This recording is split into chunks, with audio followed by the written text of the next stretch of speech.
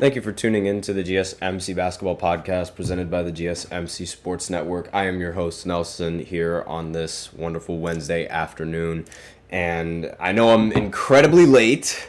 It's not my fault. I got held up in another meeting. Thank you, TJ. But we were held up listening to TJ's Panic Meter segment. We got to learn what NFL teams he felt like were in some of the worst situations and needed to do something in order to fix it. So if you're interested on what those teams are and just how much you should be worried if you are a fan of those teams, and you can go ahead and tune into his podcast. His podcast is going to be directly after mine. And I'm going to try and speed through a little bit of this because not only are we short on time given the fact that I was incredibly late, but also because I have class and I have other important things that I do have to do as well. And so I'm going to make this I'm going to try to make it a little bit quicker, but I'm also not going to stop until everything that I've said has already been said. So the first segment is going to be about LeBron James and how he felt on his minutes restriction based off of last season. In the documentary that is in the basketball documentary that's going on right now, that has a lot of episodes. It was recently just released, LeBron's quotes and exactly how he felt about the whole situation on his minutes restriction. So we're going to talk about that. The second, third, and the fourth segment are going to be all the anonymous GM polls. So the second segment is going to be about the poll where it's talking about the best player per position. And the third segment is going to be about the GMs and who they think is going to be the MVP. And then the fourth segment is going to be on who they think is going to win the finals, and as well as I'm going to input the rookie of the year as well, because I feel like the finals is pretty self-explanatory, and I don't really have to explain much about it. But aside from that, we also have a special fifth segment that I like to reveal at the end of the fourth segment, so be sure to stay tuned for that. Before I begin, however, I'd like to remind everybody that we love to hear what you guys have to say during the show, whether you guys have a hot take, burning question, something you've been dying to share. We are all ears. If you really want your comment or question to get noticed, why not use Super Chat? You just go ahead and click on the $sign below the chat box, and you can send in your comments and or donations that way. If Super Chat's not your thing, that's totally fine. You could always use the link displayed below the ticker on every show segment, gsmcpodcast.net, and you can send in your comments and or donations that way.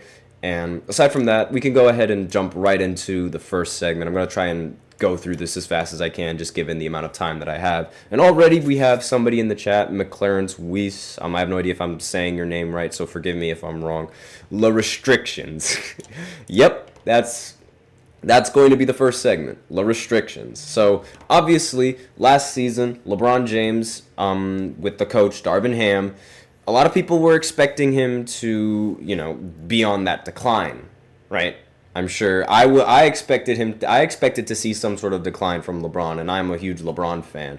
But even I know that Father Time tends to be undefeated. And, LeBron is handling that pretty well, and he knows that he's handling that pretty well. However, there were some doubts in the coaching staff on how well he is going to handle it. So, Darvin Ham, being the brilliant coach that he is, decided to restrict LeBron and his minutes. And LeBron's not happy. LeBron was not happy about that. It seems like ever since Darvin Ham has been fired, every single Laker has had something negative to say about Darvin Ham. For obvious reasons. There would be times where I would look at Darvin Ham and his coaching, he would have a clipboard, but he'd have nothing drawn on the clipboard. I kid you not, nothing drawn on the clipboard, but he would still be using the clipboard. And I'm like, why are you using the clipboard if you're not going to draw anything on it? Does not make any sense to me, and I'm sure it doesn't make sense to any of you guys either.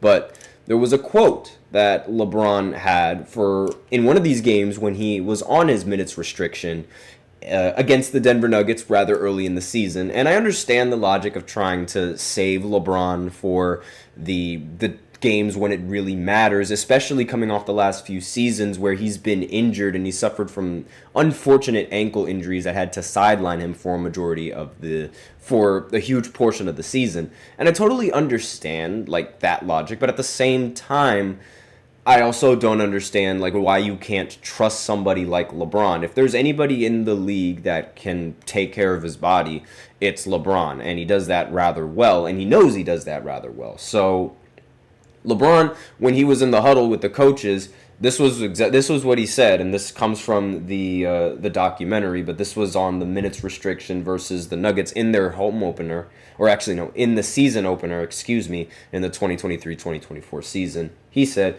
"I know you got me on effing old man percentages and S word this S word garbage." I'm trying to be as clean as possible because we all know that all of these basketball players, they use a lot of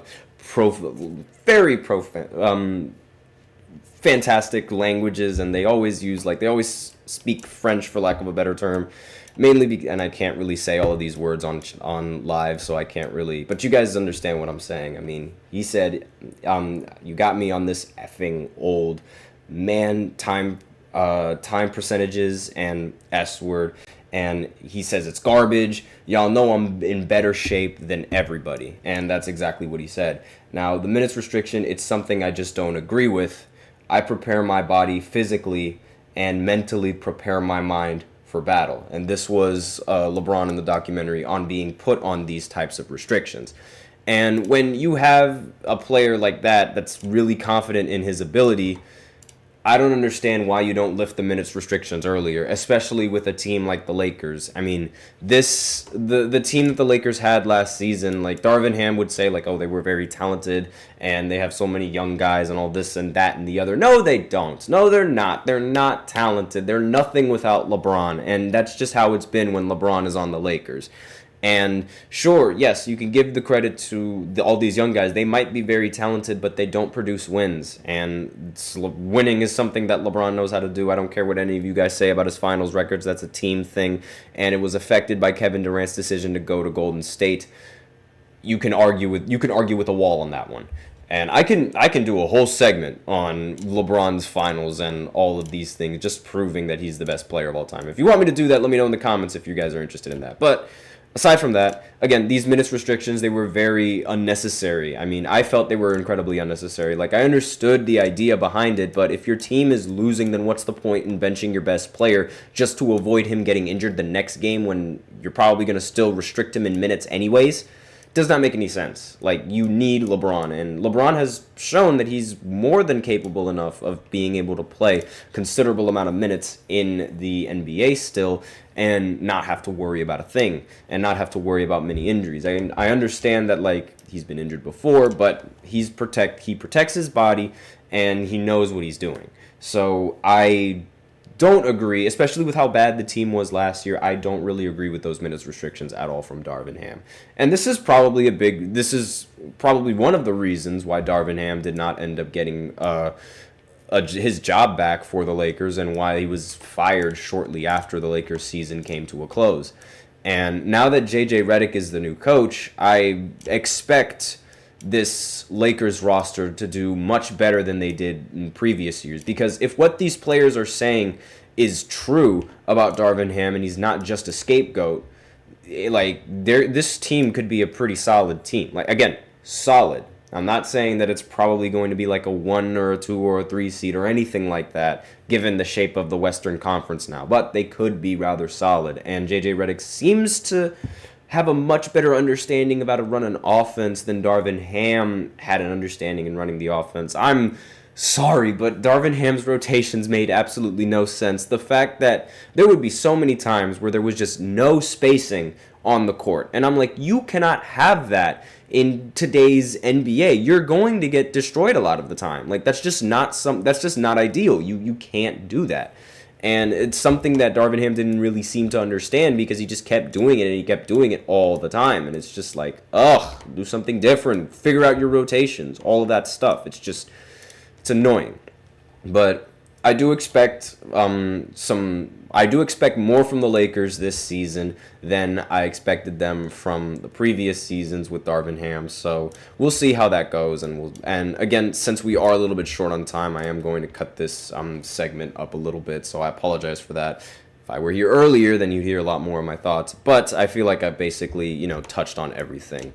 I'm not going to say anything afterwards. Anyways, the next segment is going to be about the anonymous GM poll and more specifically about the GMs and who they feel is the best player per position. I'll give you the percentage on how many voted for who and who are the runner-ups and all of that important information if all of you guys are interested. So I'll be right back after this short break. Be sure to stay tuned.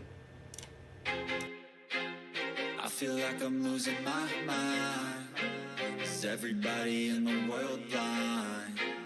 Please, Lord, give me a sign, a sign. I feel like I'm losing my mind. Is everybody in the world blind? Please, Lord, give me a sign, a sign. I wanna be the greatest. Everybody on the fake shit. I look around and feel like everybody is the fakest. I make this every day and I'm impatient, hoping one day I blow up from the basement. Statement, the top is so vacant. I don't hear shit that I think is amazing. Waiting for my day when I'm playing sold out shows for 1,000 faces. Hey, give me that crown, get in my way and to be put down. It ain't your place, all this my town. If I want that shit, then I'll get it right now. I'm losing it, the noose it fits. I'm losing shit, a stupid myth. You choose to live or choose to dip. You choose to fight or lose your grip and lose a gift. Oh, I feel like I'm losing my mind. Is everybody in the world blind? Please, Lord, give me a sign, a sign. I feel like I'm losing my mind. Is everybody in the world blind?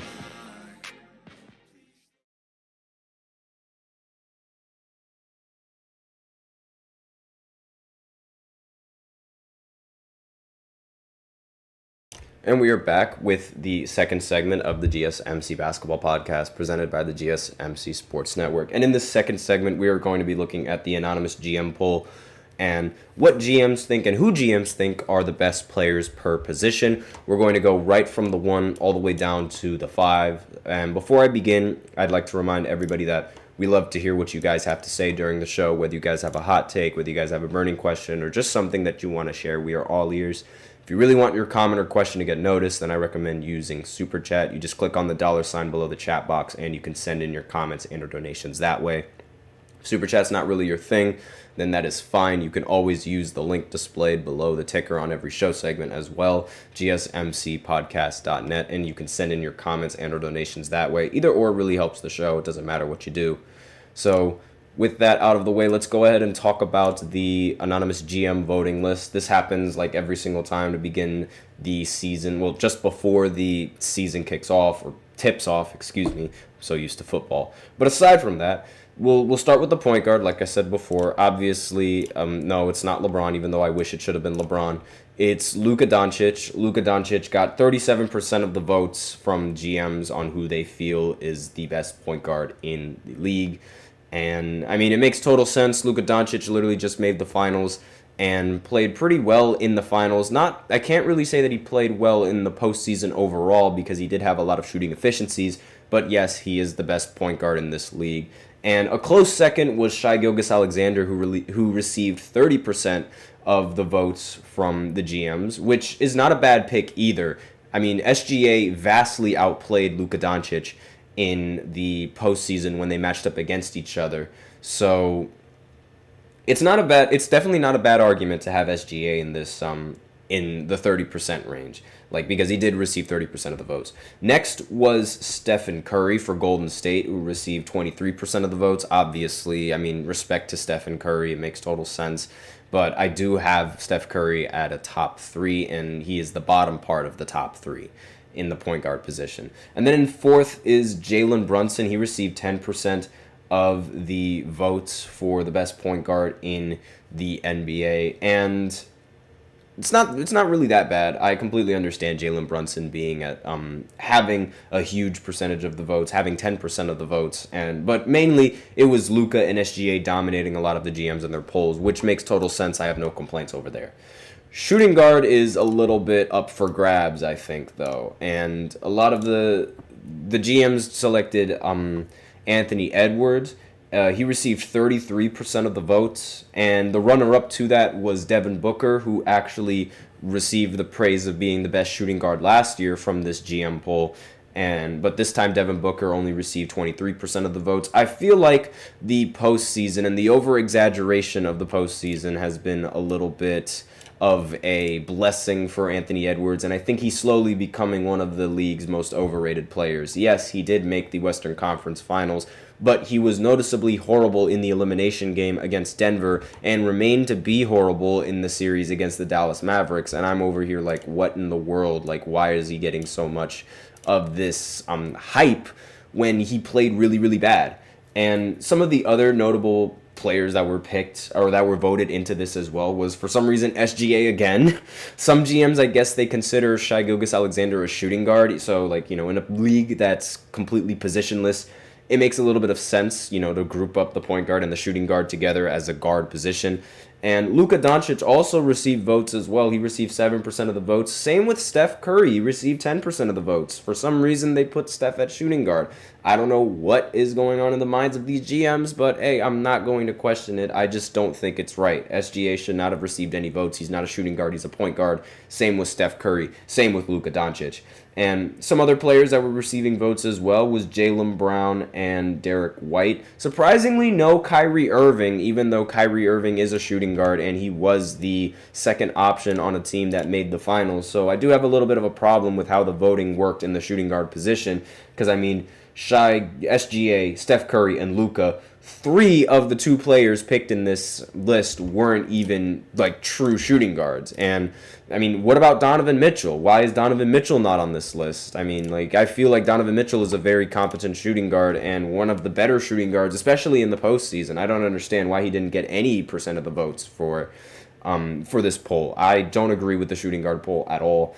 And I think if I was to pick what shooting guard was the best in this year, it was probably going to be, I would pick Devin Booker, but that's just my personal opinion. I've seen Devin Booker play in the finals. I've seen him play really well in the finals, and I haven't seen that from Anthony Edwards. I haven't seen him really have that dominant kind of playoff performance in a deep round in the postseason, because, I mean, the first round and the second round, again, it's not, I don't think that's enough to warrant that you were the best shooting guard, but that's just me.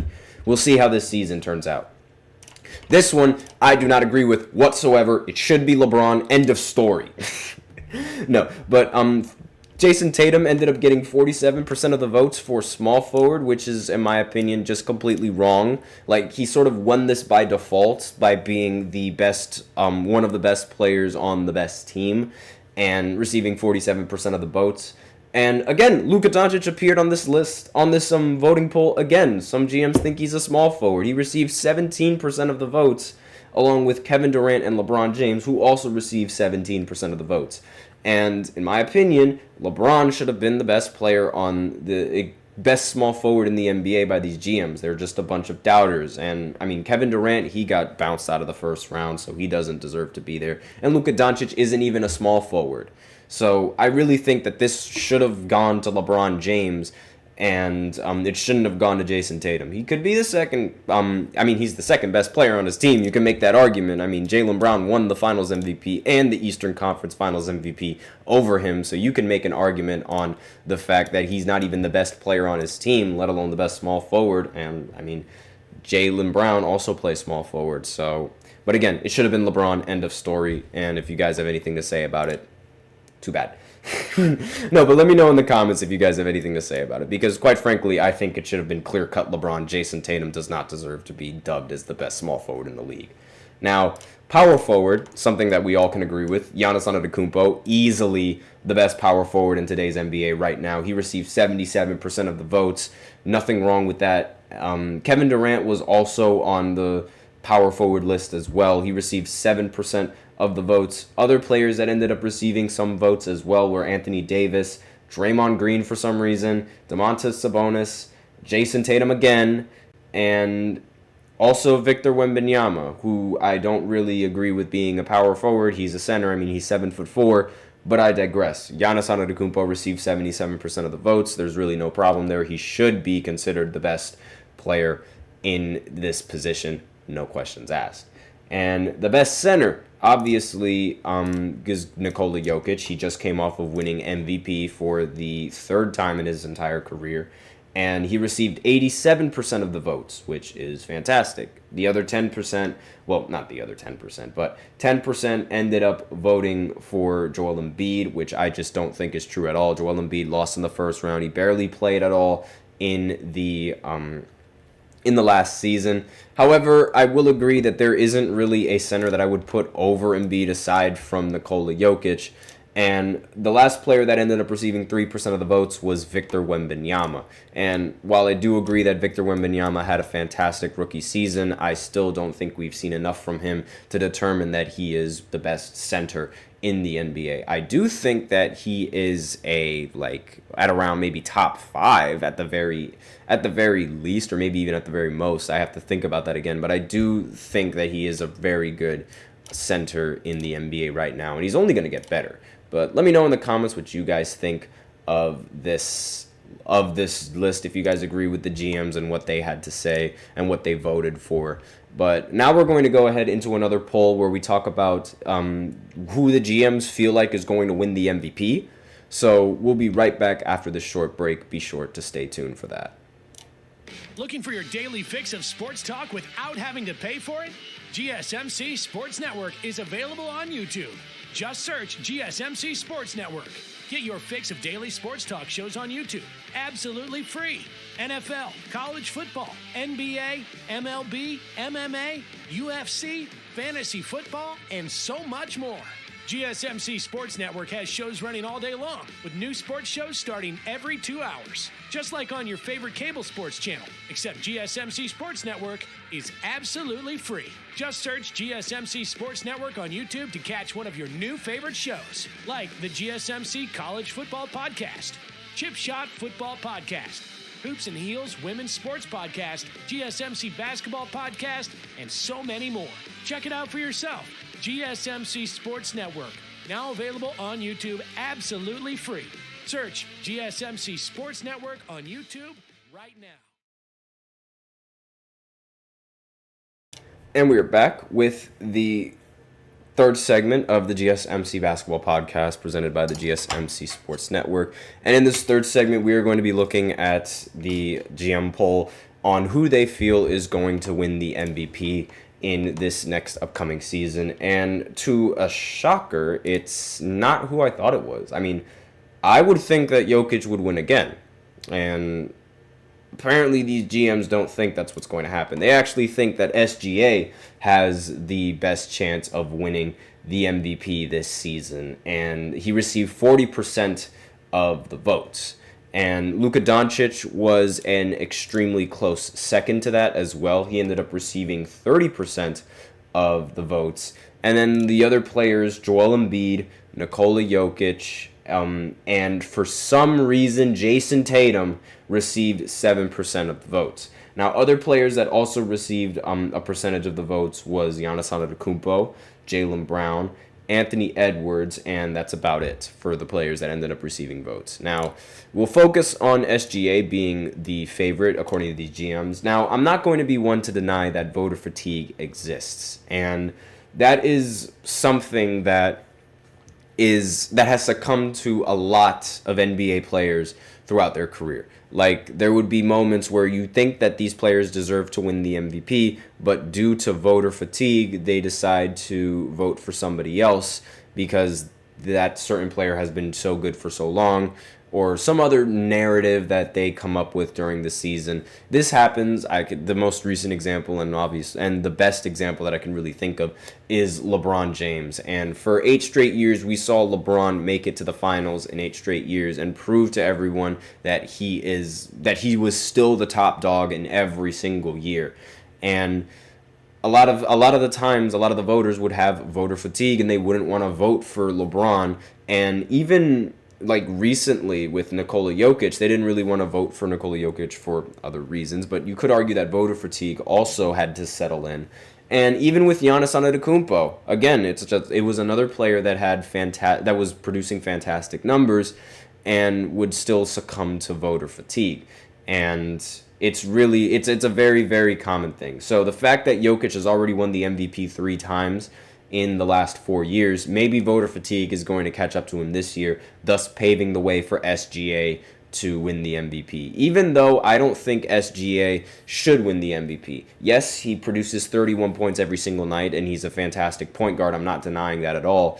However, he does have a very solid team behind him, and I don't really think the I don't really think the MVP, yes, it should go to the best player on the best team because that does signify value, but it's the revised history that SGA is carrying Oklahoma City is just not true. I don't think that's true at all. There are several other scoring options, and they also think that Jalen Williams is going to have a breakout year, more on that list a little bit later down the road. But another thing that I found a little bit odd was how they thought that he was going to win the MVP, but the voters still think that Luka is the best point guard in the NBA. So how on earth does that add up? And I understand the difference between best player and most valuable player, but 9 out of 10 times, like, you got to be one of the best players if you can be considered the most valuable player. So it's a little bit, I find it a little bit funny how in one section they're like, oh, Luka's the best point guard, but when it comes to MVP voting, they're like, oh, SGA is going to win the MVP. And Luka actually, like, in my opinion, actually has a little bit more of a better chance of winning the MVP just based off of the fact that it's basically, yes, he does have a second option, but you need a second option in order to be a winning team, and you need to be a winning team in order to become the MVP. And while I think SGA has several other options that could be a valuable second option, Jalen Williams as well as Chet Holmgren and some of the other young players that they have on that roster as well, Luka Doncic and Kyrie Irving, the offense essentially revolves around them and primarily revolves around Luka Doncic. And when you have that kind of value and that kind of impact to a team and the way that your team scores, I don't really see a reason why he should not be the favorite here. And I totally understand that. But in the end of the day, I think that Nikola Jokic is going to win this award. And, I mean, I've been saying it since day one. I've been saying it that he was going to win the MVP once again because it's really the only pick that makes legitimate sense. He's the Nuggets, well, assuming that the Nuggets end up continuing having, like, a good record in the regular season. They did lose KCP, so we will have to see how they play and how they fare against the Western Conference now. Like, they did get a little bit worse, but Jokic is still Jokic. He still produces near triple-doubles at a very high efficient rate, and that is incredibly valuable, something that you're not going to get out of SGA. And for some baffling reason, Jason Tatum got votes on this MVP thing, and I don't agree with it at all because Jason Tatum's team is so good that he could afford to miss a couple games and the team would still be all right. And, of course, his production helps, but they have Jaylen Brown, they have Drew Holiday, they have Derek White, they have Kristaps Porzingis. That starting lineup with those four players is more than enough to be a winning team without Jason Tatum. I'm sorry to say this, but, like, that team is really good, and it's almost too good to fail. Almost, because I will say that Drew Holiday does have a history of playing bad in the postseason, and so does Jason Tatum. So it's really down to whether or not they can actually perform whenever the team needs to perform. But the reality of it is, I'm just like, no, Jason Tatum should not be considered for this. I'm sorry. You cannot. Simply cannot. Like, the fact that he got more MVP, like, he got a higher percentage of the votes than this man right here. Giannis is very, very, very slowly becoming a very underrated player in this league right now. I mean, he became the first player, or one of the first players in NBA history to average around 31 points per game on, I believe, 61% efficiency from the field, somewhere around that. He was ridiculously efficient, and he barely got any talk about it. He barely got any praise about it, mainly because, the team was rather struggling, especially since getting Doc Rivers as their new coach. But still, like, these kinds of performances, I feel like they sort of warrant a bunch of media attention, and he's just not getting any. And slowly but surely, he is becoming an underrated player. And I don't like that whatsoever. The fact that Jason Tatum has more that GMs think that Jason Tatum is a much better pick to win the MVP than Giannis Antetokounmpo is just baffling to me. I just don't understand it. And yeah, it's just something that I really, really do not agree with. Same with Joel Embiid. Again, Joel Embiid, I feel like that's just a bunch of, I don't think he's going to win another MVP. I think that one MVP that he won that that fluky year where he won the MVP is going to be the last time he wins the MVP. It was in 2023, by the way. But again, it's like the SGA, I don't really have a problem with SGA being at number one, especially since, and the voters, they did well by picking Luka at second. He's always a front runner. Luka is always a front runner for MVP, and then he ends up fizzling out and not being an MVP caliber player. And SGA did beat Luka Doncic in the previous MVP votings. He came in second place in the votings, where obviously Nikola Jokic came in first. But still, like, I don't really think that SGA is going to end up winning this over Nikola Jokic. Let me know in the comments what you guys think, because maybe you guys have a completely different way of looking at MVP, and maybe you guys think that, who knows, maybe the voter fatigue will hit Nikola Jokic, or maybe it won't hit Nikola Jokic. I personally wouldn't let me hit. I wouldn't let it. If I was a voter, I wouldn't let voter fatigue hit me. If you are the clear-cut the best player, and if you are the clear-cut the most valuable player for your team, then you're going to get a vote from me, plain and simple. And I don't really think SGA really fits that compared to how Luka Doncic fits that, because to me, SGA is more dominant in the scoring category than anything else, which is nothing wrong with that. But Jokic can genuinely do everything on the offensive side of the ball. And his value in making his teammates better, and his value in, consistently producing winning seasons for his team, being the main catalyst with all of his triple doubles, and his efficient triple doubles, I should say, because that's a really key difference.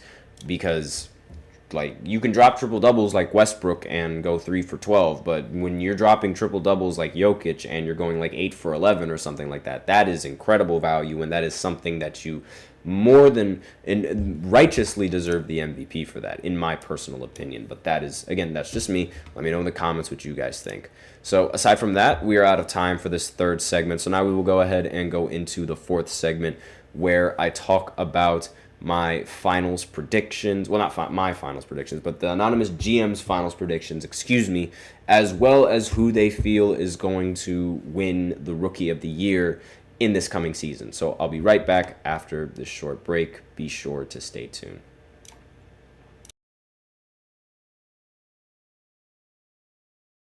For the best and latest podcasts available anywhere, go to the podcast app on your cell phone and type in GSMC to access free content-rich podcasts on health and wellness, book reviews, sports, entertainment, relationships, social media, movies, technology, finance, and even weird news. Subscribe and download the GSMC Podcast Network's family of shows, available everywhere podcasts are found.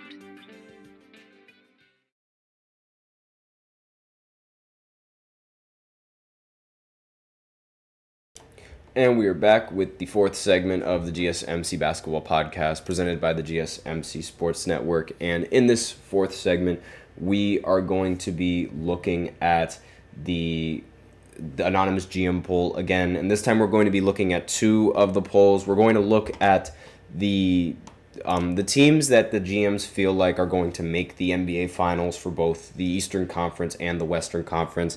And then afterwards, we're going to look at the GMs who feel like, in their opinions on who's going to win the Rookie of the Year award for this coming season. So the voting was actually incredibly, and I mean very, very, very biased. It seems like it was very biased. So the prediction on which team would end up winning the NBA Finals, and the number one team, of course, the Boston Celtics, received 83% of the vote.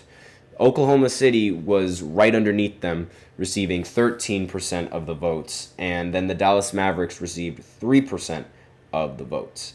And I personally don't agree with that. I'm sorry to say this, I do not think the Boston Celtics are going to repeat and win the finals. They could make the finals. I don't think they're going to end up repeating. Why do I say this? It's been a very, very long time since we've had a team that was able to repeat as champions. In fact, the last team that was able to do that was the Golden State Warriors when they had Kevin Durant. However, I know a lot of you Celtics fans are going to be in the comments section saying something similar to, oh, but this team is like, you could argue is just as strong and has, a very solid starting five, similar to how the Golden State Warriors had a very solid starting five. And I don't know. I really, even after the Celtics, they won the championship, I don't think that's really going to happen. I feel like teams are going to, since they are the top dog and since they do have a huge target on their back, they're going to, I feel like a lot of teams are going to make the adjustments that are going to be needed, or a lot of the good teams, I should say, they're going to make the adjustments needed, and they're going to have adjustments ready and a game plan ready to go up against the Boston Celtics, seeing as, they're going to be top dogs now. While the Celtics were very dominant in the regular season, and they were also very dominant in the postseason, a lot of people didn't really expect much coming in from the Celtics, because this is just the Celtics. They always make it deep into the playoffs, and then eventually they collapse. Eventually it happens. It didn't happen in this last postseason, but I wouldn't really double down that it won't happen here, especially now when they have a huge target on their back. And what they've been doing in the off season with the way that they've been talking about winning the championship, I think, a lot of teams are going to really have a bounty on them.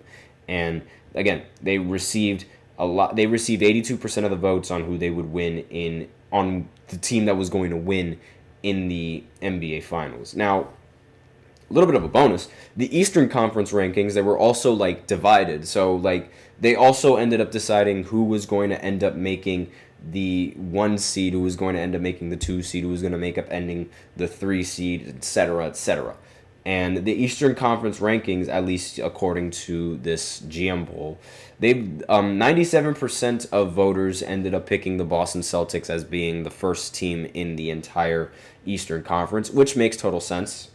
And then the second team, the team that's going to be the second seed, was surprisingly the New York Knicks. Now, the only team aside from Boston that received a first place vote was Cleveland. So whoever voted must have been a huge fan of the Cavs, because that is the only team that ended up taking a first place vote from the Boston Celtics. And if it wasn't for whoever voted for Cleveland, then Boston would have unanimously been the number 1 seed in the entire Eastern Conference. And so New York ended up receiving 43% of the second place votes, and they also ended up receiving 37% of the third place, 14% of the fourth place votes, and the total percentage of their, the way that this is grouped up is essentially just taking, the GMs and who they voted for, who would be in the 1, who would be in the 2, who would be in the 3, who would be in the 4, etc., etc., and then they would all round those up and determine the spots for each and every single one of these teams. So New York is projected they had a 22% total, so that would mean that they would be second in the Eastern Conference in the rankings. Then Philly was projected to be third, Cleveland projected to be fourth, Milwaukee projected to be fifth, sixth projected to be Orlando, and seventh projected to be Indiana. And I don't think I really see a problem. I would probably put the Bucks a little bit higher just because of my faith in Giannis, even though it doesn't necessarily matter between the 4th and the 5th spot. Really, the big difference between the 4th and the 5th spot is which team is going to have home field advantage in the postseason, which is pretty important. So, but in terms of making the playoffs, it's not that important. What's most important about the playoffs is which teams could avoid playing in the play-in. And it seems like they have Indiana playing in this play-in, which I think they would easily just blow right past. And if they do, then that would mean New York gets a big rematch against the Indiana Pacers, assuming they win in the first game in the play-in. But again, we'll have to see. Now, they also did it for the Western Conference, so OKC ended up receiving 80% of the first place votes, which in total would become 35% of the total percentage, and so they're projected to take the number 1 seed in the entire Western Conference again. Then Minnesota and Denver are coming in at second, and third. So essentially the exact same top three teams are going to be the exact same top three teams, which I really don't understand considering how the Minnesota Timberwolves just ended up losing Karl Anthony Towns. It's a completely different team, meaning that the chemistry on the team, especially with Julius Randle, might not be all that great. So I don't really see what makes sense in not docking them a few points for trading away Karl Anthony Towns, who was arguably their second best player throughout the majority of the regular season. And I would have put Minnesota probably at around fourth, and then the Denver Nuggets at second, and maybe the Dallas Mavericks at third, because right now the Dallas Mavericks are ranked fourth, or are projected to be ranked fourth, I guess you could say. And then directly under that is the Phoenix Suns, which I'm a little bit surprised, because I don't know why Phoenix is I don't have faith in Phoenix. I'm sorry to say this. I genuinely don't have faith in Kevin Durant. I don't have faith in the team that they have. It's a failed super team, and they're essentially running it back. And running it back means that they're expected to make it farther into the playoffs, aside from getting swept in the first round, which I don't think they're going to win in the first round. And the team just has so many flaws. And Bradley Beal, he actually had some opinions on that. He said something along the lines of, if I played half of the games that I missed, then we would be the number one seed, which I don't really agree with, because the roster has several problems aside from the isolation players, and isolation is not something that can be sustained long term, especially in the postseason. Teams are going to find a way to stop you, especially, and given recently, teams have found a way to stop them. And they found a way to stop Kevin Durant and his ISO gang, which is what I like to call it, because let's face it, this team is essentially another form of isolation basketball. I mean, Devin Booker, Kevin Durant, Bradley Beal, some fantastic ball handlers. They can do whatever the heck they want with the ball. It's isolation ball most of the time. Then in the sixth spot is the Memphis Grizzlies, which isn't that surprising considering how Memphis wasn't a good team, and having Ja Morant only makes you better. So I have no problem with Memphis being in the sixth spot. Then in seventh is New Orleans, and in eighth is Golden State. Now I'm very surprised that Golden State even gets considered for being in this percentage, and even gets considered as being an eighth seeded team, because they just lost Klay Thompson. You could argue that they got worse since the offseason. They do have a rather deep team, but most of the players in the depth is at the guard position. And I don't really think that's going to help the team, especially with the way Steve Kerr works his rotations, and how he starts a bunch of point guards and how he plays a bunch of point guards. He played Gary Payton at the 4 at one point, and I'm just like, no, that does not make any sense to me. But I digress.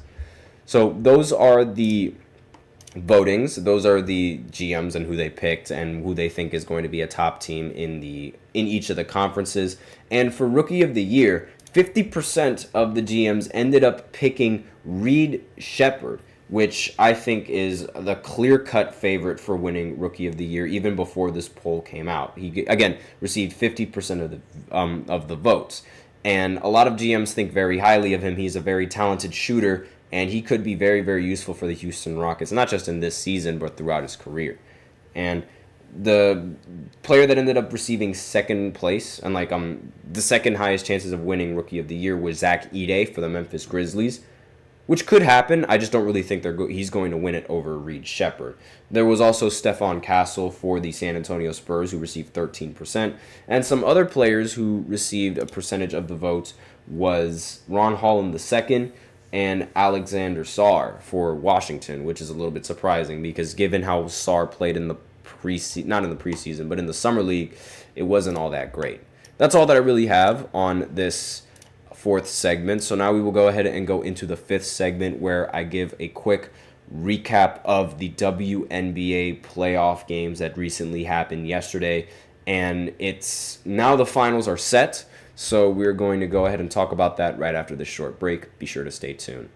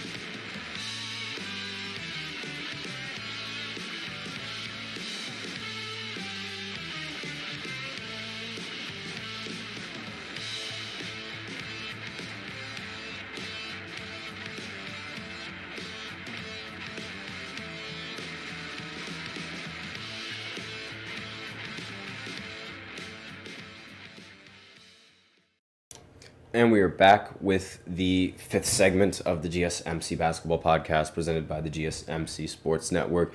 And in this fifth segment, I'm going to give a little bit of a recap of what happened in the WNBA yesterday and now that the finals are set. So I was strongly in favor of the Suns, the Connecticut Sun, to end up winning this game. However, I couldn't really pick between the two teams. I was more lenient on, I expected the Lynx to come out with this win, and they ended up coming out with the win.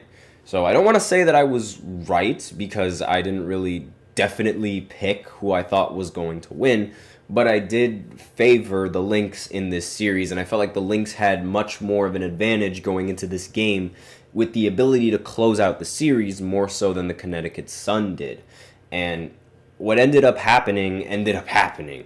So, as I said in the previous segment before, it's a Game 5. It's an elimination game. If you get this far in the postseason, and if you get this far in a playoff series, it means that the teams are evenly matched.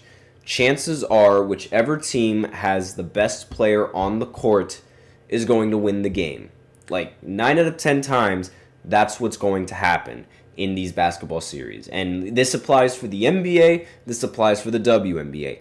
Whichever team produces the best player on the court is going to win the game in a Game 7. So, and last night, the best player on the floor was, as I predicted, Nafisa Collier. She had another big game tonight.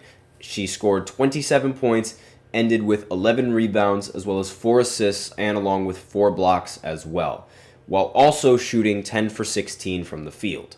Fantastic game, in an elimination game. When you're at home, you do what you're supposed to do, and that's exactly what Collier did.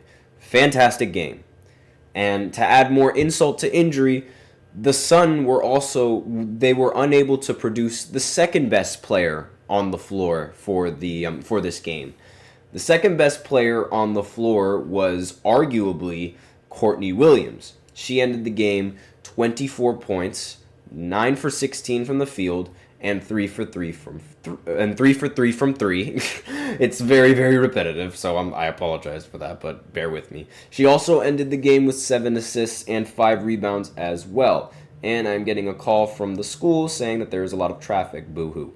Anyways, yes. So the fact that the Lynx were able to produce the 2 best players on the court gives them a huge advantage, especially since they were playing in the home court. And it's really this is just what you're supposed to do when you have the home court advantage, and when you're at home in an elimination game. You have to capitalize on that. They were able to steal a game, and the Connecticut Sun, they could have won this series had they won both of the home games that they were going to play. But they ended up losing the first home game that they played, which allowed the Lynx to sort of, have a chance to stay alive. And what's worse for the Sun is that they probably didn't even produce the third best player on the court, to be honest with you, in this game. And you could argue that the third best player on the court was actually, let me just go ahead through the box scores, was Kayla McBride.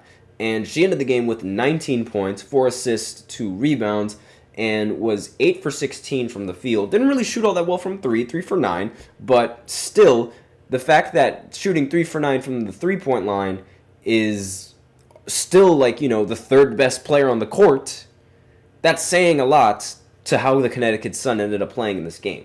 The best player for the Connecticut Sun was DeJounte Carrington, and even then, I don't think that game was all that impressive. And she ended the game with 17 points, 12 rebounds, yes, but also had to shoot 4 for 14 from the field. That is not good. Taking away the free throws, which were 9, by the way, that would mean that, aside from the free throws, which I understand are part of the game, she would have had less than double-digit points. And that's something that cannot happen. She would have had 8 points in this game had she not knocked down some of the free throws. And you really cannot perform like that and expect the rest of your team to follow suit and expect to come out with a win. And one of the more efficient players for the Sun was Brianna Jones, ended the game 7 of 12, 16 points. But everybody else on the Connecticut Sun were highly, highly inefficient. Now, you can make the argument that maybe some of them were like really gassed because they had to play almost 40 minutes in this game, almost 40 minutes, because, you know, the whole starting lineup, it would make sense that the whole starting lineup plays in almost every single minute of the game, and the rotation not being all that deep doesn't really help the team either. But again, the Lynx were able to produce the best player on the court, the second best player on the court, and arguably the third best player on the court. When you have that kind of combination, it is very, very difficult to beat. It didn't matter that the Lynx's bench wasn't really performing. It didn't matter that, for example, Bridget Carlton ended up shooting 1 for 7 from the field. That didn't matter, because those 3 players were not going to lose that game, and they were not going to walk out with an L in their home court. That's just how it was, especially Collier. I mean, she did everything that she could to play phenomenally in this game, and it went well. So, again, 9 times out of 10, whichever team produces the best player on the court is going to win the game in a Game 7. Now, granted, this didn't happen. You could argue that this didn't happen last season when Anthony Edwards, he wasn't all that great in the elimination game going into Game 7 against the Denver Nuggets. And you could argue that this was more of a choke job from Denver as opposed to, because it really was a choke job from Denver. They were up by so many points in the half, and then after that, they just ended up collapsing. I think that loss was more so Jokic just being bad and throwing the game away for them in, theoretical terms, because he was very, very bad in this game.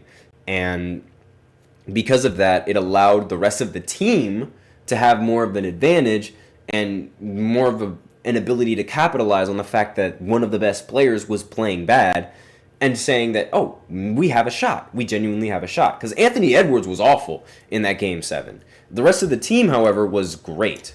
So, well, not really great, but they did more than enough than they needed to end up winning that series.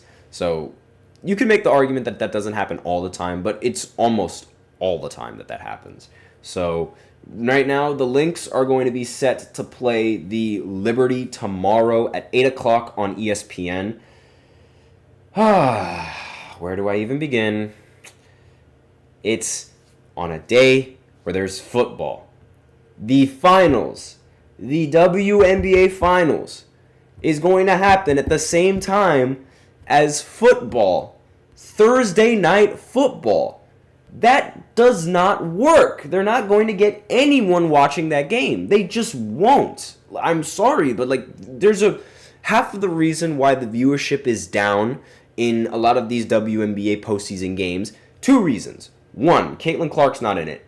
2, the timing of these games. It is terrible. I'm sorry that I keep bickering about this and I keep bringing this up every time, but you're coming off of your best season, in terms of viewership, and now you're just throwing it away with these games that are going on at around NFL, around the time of the NFL. I can guarantee you, nobody is going to tune into that finals. Nobody is going to tune into that finals. I'm not going to tune in. I'm going to watch the highlights, and I'm going to watch the game after I watch the NFL football game, because that's just how it works. In the United States, that's just how it works, and there's nothing that any other sport can do to change that. I don't understand why the WNBA thinks that that's going to happen. What would have been the problem with having this WNBA game start at 6:30 or something like that? Some time that's going to happen before the NFL, because that way people who want to watch sports, they can watch the WNBA, and then immediately after they can go ahead and watch football. It's the one thing that makes sense. You can't have these two sports conflicting with each other. It just won't work. The NBA tried it, didn't work. Why does the WNBA think that they can do it? Just because they had one great year where they had positive viewership because of one great player? I'm sorry, it just does not make any sense. So that's my opinions. Let me know in the comments what you guys think of that. But that's all that I really have to say for this show. Thank you so much for tuning into the GSMC Basketball Podcast presented by the GSMC Sports Network. Your support means a lot to us, so remember to subscribe to the show, leave a positive review. It really does make a difference. We also invite you to follow us on Facebook, Twitter, TikTok, and Instagram for more content and updates as usual. Please remember to use the link in the description to get your comments recognized, or the link displayed below the ticker, gsmcpodcast.net, or use Super Chat, and you can send in your comments and or donations that way. Either or really helps the show. That's all that I really have for you guys today. Thank you so much for tuning in. I am your host, Nelson, and as always, take care.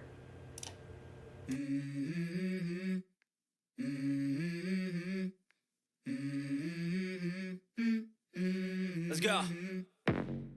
I wake up to a little bit of drool on my pillow, feel like it's gonna be a bad day. Yeah, I'm tired of shit, and the coffee